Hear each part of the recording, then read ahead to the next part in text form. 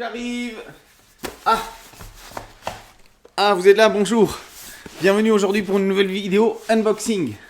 Je reviens du courrier. Voyons ce que j'ai reçu aujourd'hui. Alors, ça vient de chez Bambou.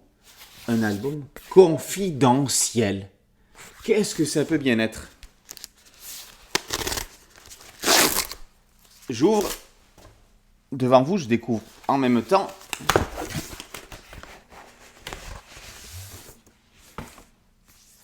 Cléos, celui qui rêvait de gloire. Un jeune et pauvre pêcheur grec qui rêve de gloire part à la fois le poursuite de pirates.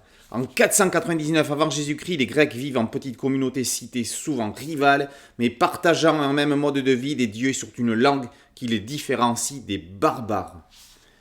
Voilà, on va faire un voyage dans l'Iliade et l'Odyssée, ou des choses apparentes. C'est annoncé comme un diptyque par Essersal, Latapi et Kos, et avec un magnifique dossier de presse. Cléos, celui qui rêvait de gloire. Attention, l'album ne sort que le 11 janvier. C'est vraiment un scoop que je vous présente là. Très prochainement chroniqué sur Boulevard BD. J'ai un autre papier qui vient de chez Dargo. Qu'est-ce qu'on va voir là-dedans?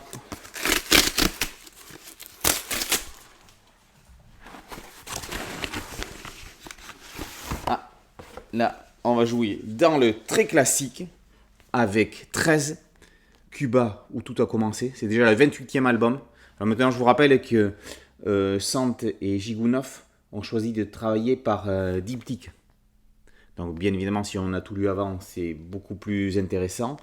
Mais les histoires sont censées pouvoir se boucler en 2 albums, ce qui évite d'attendre infiniment la fin d'un suspense. Là, on reconnaît le trait des classiques, mais très très efficace de Gigounov. De la bonne BD d'aventure, d'espionnage, comme on aime. Toujours dans le très classique, le nouvel album de Boule et Bill, L'échappée Bill. Ça fait toujours plaisir de les retrouver. Ça, c'est vraiment une madeleine de l'enfance, avec Bastide au dessin qui n'a rien à envier à Roba. C'est vraiment un excellent repreneur. Boule et Bill, L'échappée Bill. Et un album de saison, un chant de Noël de José Luis Munuera, avec une très belle jaquette. Et la jaquette se détache. L'album est tout... il est sublime. C'est vraiment un sublime objet, un cadeau rêvé.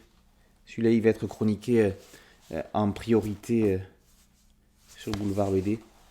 C'est une relecture du conte de Dickens. L'année dernière, José Luis Munuera s'était attaqué à Bartleby, qui était un des meilleurs albums de l'année. Là, maintenant, c'est un chant de Noël. Là, enfin, le dernier paquet. Là, je ne sais pas du tout de qui ça vient.